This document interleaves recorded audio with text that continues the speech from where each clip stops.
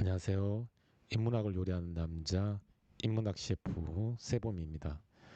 자, 우리 앞선 세미나에서는 해외 원조는 정당화될 수 있는가와 관련한 주제를 중심으로 싱어 선생님의 이익평등 고리 원칙을 정당화 근거로 하여 어, 해외 원조가 정당화될 수 있다는 측면을 살펴보았고, 자, 이번 부분부터는 우리 존 롤스 선생님의 견해를 중심으로 해외 원조가 정당화될 수 있는지 여부를 한번 살펴보도록 하겠습니다. 자, 먼저 롤스 선생님께서 의견을 제시하십니다. 자, 물론 해외 원조가 선택의 문제가 아닌 도덕적 의무의 영역이라는 싱어 선생님의 의견에 동의합니다. 즉, 빈곤과 기아로 인해 고통을 겪는 사회를 돕는 것은 인간으로서 마땅히 해야 할 의무이지요. 하지만 해외 원조를 해야 하는 이유, 근거와 관련하여 저는 싱어 선생님과는 입장이 다릅니다. 자, 일단 우리 롤스 선생님께서도 해외 원조는 선택의 문제가 아닌 도덕적 의무 영역이다. 자, 그래서 도덕적으로 마땅히 해야 할 의무가 있다. 이렇게 설정을 하고 계시는데 그 근거와 관련해서는 싱어 선생님과 입장이 조금 다르다고 합니다. 자, 어떻게 다른지 한번 살펴볼게요. 자, 롤스 선생님께서 해외 원조 의무의 근거를 만민법을 바탕으로 도출할 수 있습니다. 저는 국가 간 평화로운 공존의 원칙을 담은 만민법을 제안합니다. 자, 만민법은 8가지 원칙으로 구성됩니다. 즉, 첫 번째 원칙인데, 자, 정부에 의해 조직된 만민은 자유롭고 독립적입니다. 그리고 만민의 자유와 독립은 다른 만민에 의해 존중되어야 합니다. 자, 우리 첫 번째 원칙에 따르면 만민의 만민의 자유와 독립성을 강조를 하고 있죠. 자, 근데 여기서 만민에 대한 개념을 한번 잡고 가겠습니다. 자, 만민은 자, 여기 peoples라고 되어 있고 이 만민의 이 자격에 대해서 롤스 선생님께서 조금 더 상세하게 안내를 하고 있는데요. 그 만민의 자격은 정부에 의해 조직된 것이다. 이렇게 보고 있습니다. 정부에 의해서. Organized by their government라고 해서 government, 정부에 의해 조직된 것으로서의 만민이다. 이렇게 보고 있어요. 자, 그럼 여기서 말하는 peoples라고 하는 것은 일종의 전 지구적으로 존재하는 그 국가의 그 국가를 대표하는 정부가 정부를 단위로 한다 이렇게 볼 수가 있는 거예요. 그럼 여기서 만민이라고 해서 어떤 개인이거나 인격을 지닌 존재로 보아서는 곤란하고 일종의 가상의 상징적 존재로서 정부를 단위로 조직된 하나의 상징적 협상 주체다 이렇게 우리가 볼 수가 있을 것 같아요. 자, 두 번째로 만민은 평등하며 만민 자신들의 협정에 대한 당사자입니다.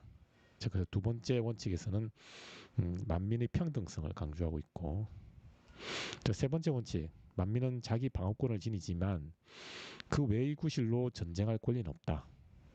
자, 그래서 자기 방어를 제외하고는 다른 국가를 침략하는 영토 확장을 목적으로 침략할 수가 없다는 것이죠.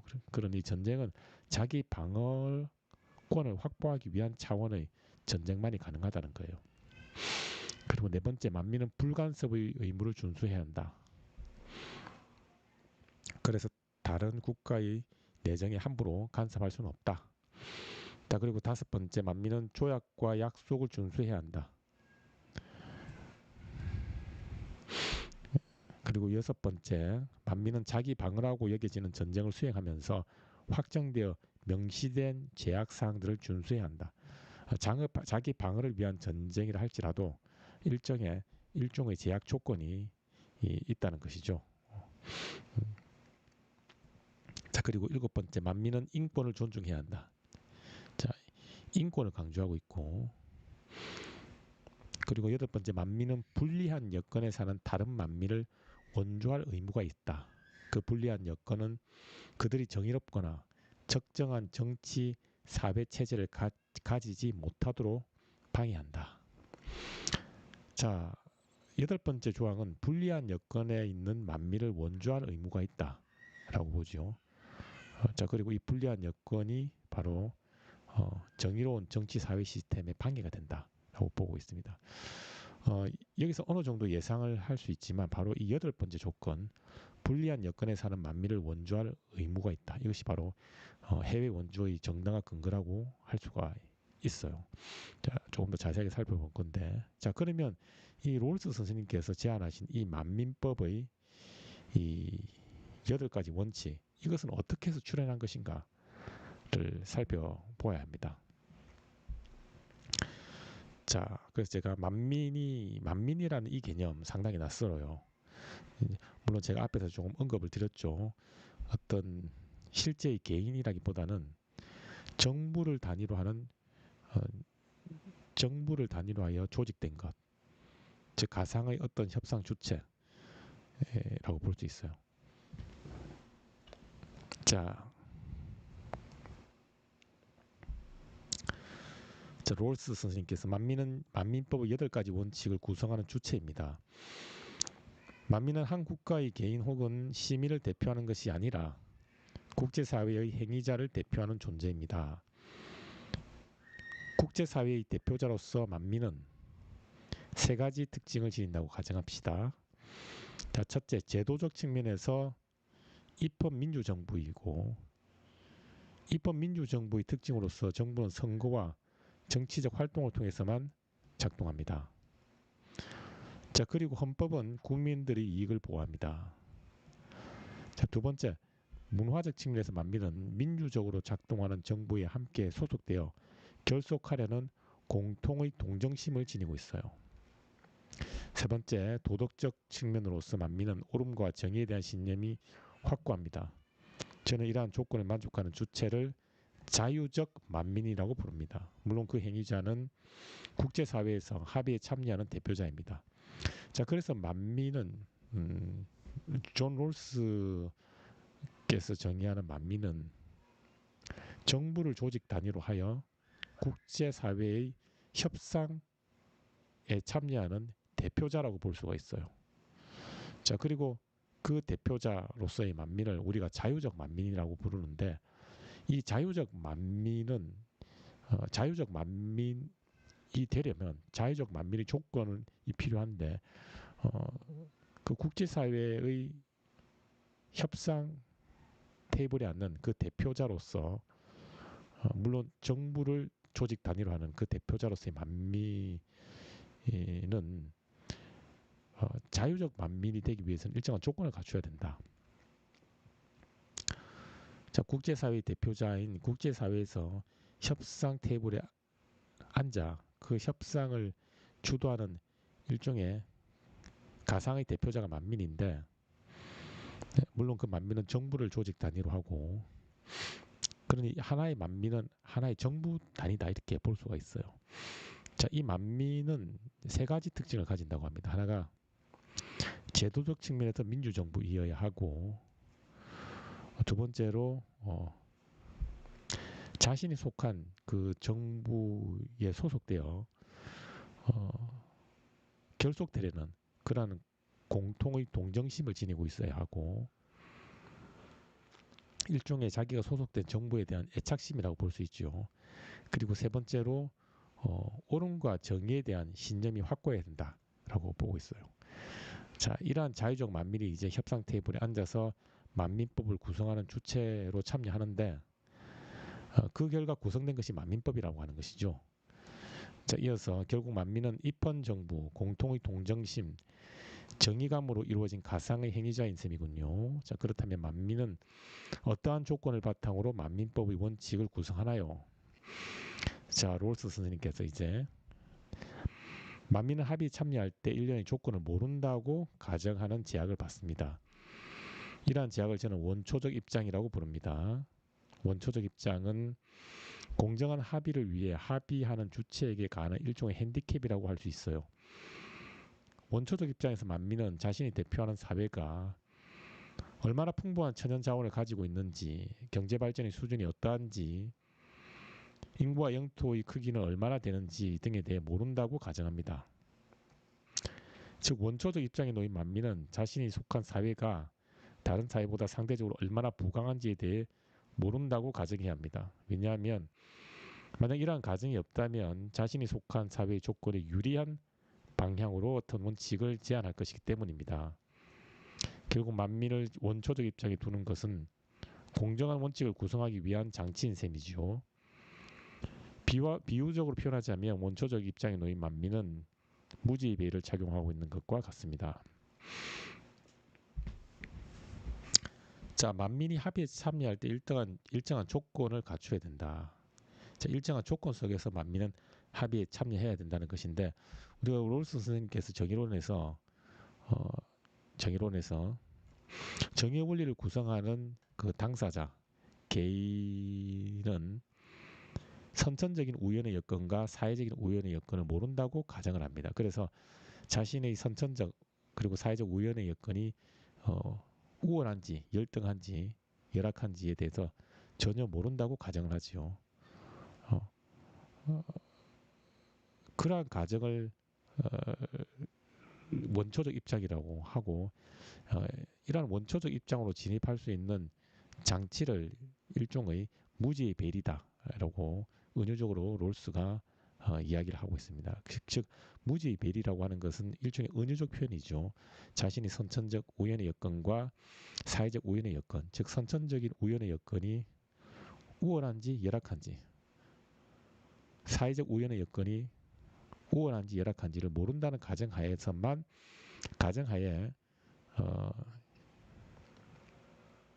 어떠한 원리를 구성하는 절차에 참여해야만 공정한 원리를 구성할 수 있다는 것이죠. 왜냐하면 만약에 그러한 우연의 여건을 안다면 자신이 가지고 있는 유리한 조건을 고려하고 그 유리한 조건에 맞는 어떤 원리를 제시할 것입니다. 자, 그래서 그러한 우연의 여건에 대해서 모른다고 가정을 하고 그러한 절차 속에서 원리를 구성할 때 공정성을 확보하고 할 수 있고 그러한 공정성이 확보된 절차 속에서 우리는 출현한 원리를 정의의 원리라고 할 수 있다. 이것이 롤스의 입장인데 만민법을 구성할 때도 마찬가지예요. 이러한 우연성의 여건, 즉 천연 자원의 정도, 경제 발전의 수준, 인구와 영토의 크기 이것은 우연히 주어진 것이죠. 이러한 우연성에 대해서 모른다고 가정을 해야만 이러한 우연성에 유리한 방향으로 어떠한 원리가 도출되지 않겠죠. 자, 그래서 만민법을 구성할 때도 역시 국가적 차원에서의 어떤 우연성에 대해서 국가가 처한 맥락과 관련한 우연성에 대해서 모른다고 가정하는 그 절차를 바탕으로 출현한 것이 만민들의 합의를 바탕으로 출현한 것이 바로 만민법이다. 이렇게 볼 수가 있어요. 자, 만민법은 어떤 유형의 국가에도 동일하게 적용됩니까? 자, 롤스가 그렇진 않습니다. 원초적 입장에서 무지의 배를 쓴 자유적 만민은 앞서 언급한 만민법의 원칙에 합의합니다. 특히 원칙 4에 따라 만민은 불간섭의 원칙을 준수해야 합니다. 그래서 다른 국가를 침략하는 전쟁을 할 수 없어요. 단 예외가 있습니다. 원칙 3에 따라 자기 방어를 위한 전쟁을 수행할 수 있습니다. 아울러 원칙 8에 따라 불리한 여건에 놓여 있는 만민을 원조하기 위한 간섭은 역시 가능합니다. 자, 그렇지 않습니다. 이 부분에 대해서는 조금 보류를 하겠습니다. 자, 현재 이 롤스 선생님의 발언의 핵심적 취지는 만민법에 따르면 만민법은 기본적으로 원칙 4에서 알 수 있는 것처럼 불간섭의 원칙을 기본으로 합니다. 불간섭의 원칙을. 자, 그러니 어떤 팽창적, 영토 확장적 차원에서 다른 국가를 침략하거나 내정에 대해서 간섭할 수 없다는 거예요. 하지만 예외가 있다는 겁니다. 즉 특별한 케이스에서는 특정한 케이스에서는 간섭을 할 수 있다는 거예요. 어떤 경우에 자기 방어를 위한 간섭은 가능하다는 거예요. 자기 방어를 위한 간섭. 그리고 또 한 가지 불리한 여건에 놓여 있는 만민을 원조하기 위한 차원의 간섭은 가능하다는 것입니다. 자, 그러니 기본적으로는 불간섭의 원칙을 우선시하는데 자기 방어의 차원과 불리한 여건에 놓여 있는 만민을 원조하기 위한 차원의 간섭은 가능하다. 이러한 예외를 두고 있는 것이죠. 자, 그래서 제가 그럼 자기 방어를 위한 간섭, 자기 방어를 위해 간섭할 필요가 있는 국가는 어떤 유형입니까? 자, 그러니 자기 방어를 위해 자기 방어 차원에서는 그 국가에 간섭을 할 수 있다 그랬는데 그러한 국가는 도대체 어떤 국가를 말합니까? 이렇게 여쭈었더니 자, 롤스께서 우리는 자기 방어 차원에서 무법 국가에 대해 간섭할 수 있습니다. 아울러 스테이츠라고 되어 있죠. 무법 국가에 대해 간섭할 수 있습니다. 자, 무법 국가는 자국민의 인권을 유린할 뿐만 아니라 공격성을 가지고 있어요. 자, 테러를 지원하며 핵무기, 대량 살상 무기로 주변 국가를 위협합니다. 그래서 만민은 무법 국가의 내정에 간섭하거나 강제적으로 외교, 경제적 제재를 가할 수 있어요. 특히 무법 국가가 국제사회 평화를 위협한다면 전쟁을 개시할 수 있어요. 즉 군사력을 통한 간섭이 필요합니다. 결국 우리는 무법 국가에 대해서까지 관용을 베풀 필요는 없으며 다양한 간섭을 통해 개입할 수 있는 셈이지요. 자, 그래서 롤스의 만민법에 따르면 기본적으로 우리는 불간섭의 원칙을 우선하지만 자기 방어를 위한 차원에서 간섭은 가능하다는 거예요. 먼저. 그러면 그 자기 방어 차원에서 간섭의 대상이 되는 국가는 어떤 국가입니까? 자, 여기에 대해서 바로 무법 국가다. 무법 국가는 자국민의 인권을 유린할 뿐만 아니라 핵무기, 대량 살상 무기를 바탕으로 주변 국가를 위협한다는 것이죠. 즉 공격성을 가지고 있다는 거예요. 이렇게 인권 유린과 공격성을 가지고 있는 국가에 대해서는 내정에 대해서 간섭할 수 있고 그리고 물리적 군사력을 통해서 우리가 간섭을 할 수 있다는 것입니다. 자, 이어서 자, 그럼 불리한 여건에 처한 만민을 원조하기 위한 차원에서 간섭의 대상이 되는 국가는 어떠한 유형입니까? 자, 앞서 드린 것처럼 첫 번째, 자기 방어 차원에서 인권을 유린하거나 공격성을 지닌 국가에 대해서는 간섭할 수 있다. 어디까지? 군사적 수단을 동원해서까지 간섭을 할 수 있다는 거예요. 두 번째, 또 우리는 어떤 국가에 대해서 간섭을 할 수 있느냐? 불리한 여건에 처한 만민을 원조하기 위한 차원에서 간섭이 가능하다는 겁니다. 자, 그럼 불리한 여건에 놓여 있는 만민에 해당하는 국가는 고통을 겪는 사회입니다. 고통을 겪는 사회의 경우 공격적이지는 않습니다. 아까 우리 앞서 무법 국가는 굉장히 공격적이었죠. 핵무기, 대량 살상 무기 이런 것을 가지고 다른 국가를 공격할 수가 있는 거예요. 위협적이죠. 그런데 위협적이지는 않아요. 고통을 겪는 사회는 burdened society라고 하는 고통을 겪는 사회는 위협적이진 않습니다. 자, 그리고 공격성을 바탕으로 국가 영토를 확장하려는 팽창주의를 지향하지도 않습니다. 그런데 사람들은 국가가 직면하고 있는 불리한 여건 때문에 고통을 받지요. 그 불리한 여건은 정치적 결함과 문화적 간섭에서 비롯합니다. 정의로운 정치, 문화적 구조가 갖추어지지 않으면 우수한 인재와 탁월한 기술을 확보할 수가 없지요. 즉 불리한 여건으로서 인적 자본과 기술 수준이 마련되지 않는 상태에 직면합니다. 심지어 물질적 자원과 과학 기술을 확보하기 위한 자원 자체가 없는 경우도 있습니다. 이때 자유적 만민은 고통을 겪는 사회를 지원할 의무가 있습니다. 결국 해외 원조의 의무를 만민법의 원칙 8을 통해서 돌출할 수가 있는 셈이죠. 자, 두 번째로 간섭의 대상이 되는 국가는 고통을 겪는 사회입니다. burdened society. 자, 그러면 고통을 겪는 사회다. 고통을 겪고 도대체 어떤 사회가 우리는 고통을 겪는 사회로 규정할 수 있느냐? 여기에 대해서 롤스는 정치적 결함과 문화적 간섭에서 비롯된다는 것이죠. 즉, 정의로운 정치, 사회, 문화적 구조가 마련되어 있지 않다는 거예요.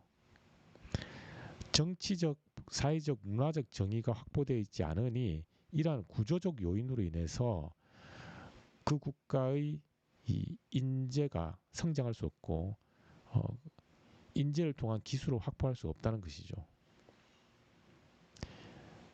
이런 국가에 대해서는 우리가 원조를 할 필요가 있다는 거예요. 자, 그러면 우리는 고통을 겪는 사회를 어느 정도의 수준까지 원조해야 합니까? 자, 고통을 겪는 사회를 원조할 의무가 있는데 자유적 만민은 어느 정도까지 원조합니까? 라고 하니 자, 롤스께서 그 문제의식과 관련하여 원조의 목적을 명확히 할 필요가 있어요. 고통을 겪는 사회에서 사람들은 기아와 질병으로 고통받지요. 이렇게 인권을 보장받지 못하는 결정적 원인은 정의롭지 못한 정치 구조에 있습니다. 원조의 목적은 바로 불공정한 정치 구조로 인해 고통을 겪는 사회를 질서정연한 사회로 변화시키는 것입니다. 질서정연한 만민은 입헌 민주정부를 지향합니다. 즉 헌법을 통해 사람들이 공적 이익을 보장하고 선거와 정치를 통해 정부가 운영되지요. 바로 고통을 겪는 사회가 질서정연한 만민의 사회로 변화하는 순간 원조는 중단됩니다. 물론 질서정연한 사회로 변화한다 할지라도 여전히 상대적 빈곤의 상태에 놓여 있을 수 있습니다. 결국 원조의 목적은 정치적 정의와 사회적 정의를 마련하는 데 있는 셈이지요. 자, 그러면 우리는 어디까지 원조를 해야 되는가? 이 문제에 대해서 롤스께서는 그 사회의 빈곤 문제를 근본적으로 해소될 때까지 우리는 원조해야 한다라고 보지 않아요. 즉 그 사회가 더 이상 빈곤하지 않은 상태가 될 때까지 원조해야 된다고 보지 않습니다. 빈곤의 상태에서 벗어나느냐 벗어나지 않느냐는 해외 원조와 관련하여 그렇게 중요한 문제가 아니라는 거예요.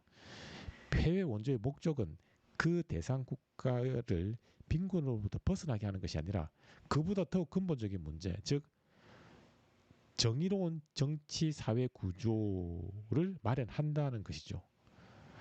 즉 해외 원조의 목적은 정의롭지 않은 정치 사회적 구조를 정의로운 정치 사회적 구조로 변화시키는 데 있다는 거예요.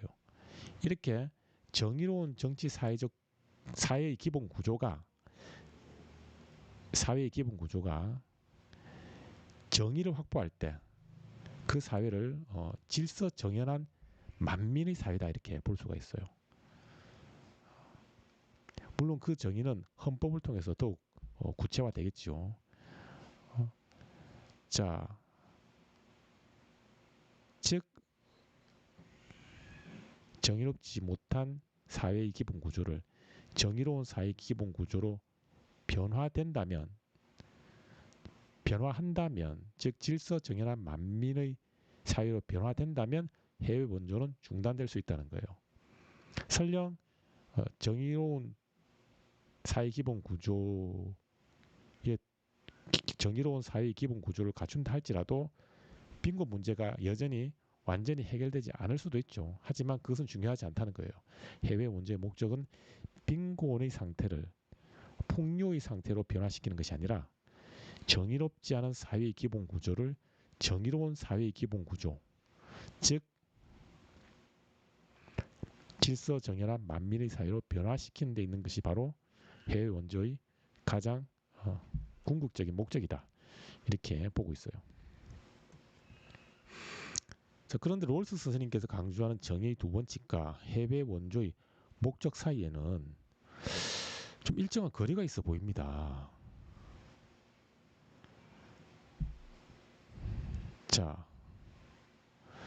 자, 우리 롤스 선생님께서 강조하는 정의의 원리가 있죠.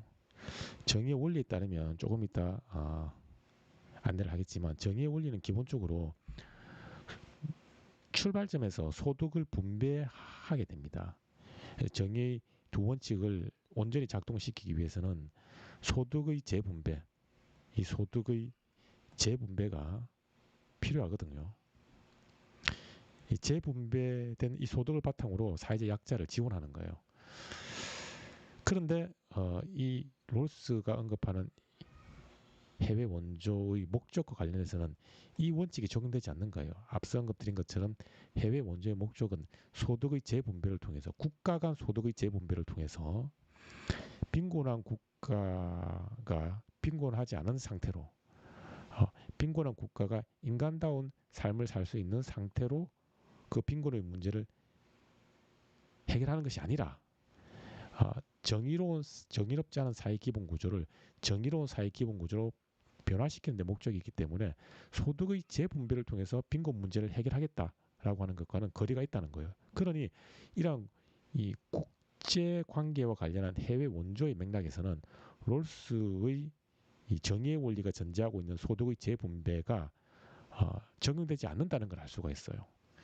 자, 그렇다면 결국 롤스가 말하는 이 소득 롤스가 정의의 원리를 작동시키기 위해서 갖춰야 될 조건으로서 소득의 재분배는 국내의 사회기본 구조와 관련한 정의 문제는 적용되지만 국제적 맥락에서 해외 원조와 관련해서는 적용되지 않는다는 걸 우리가 미루어 짐작을 할 수 있는 것이죠.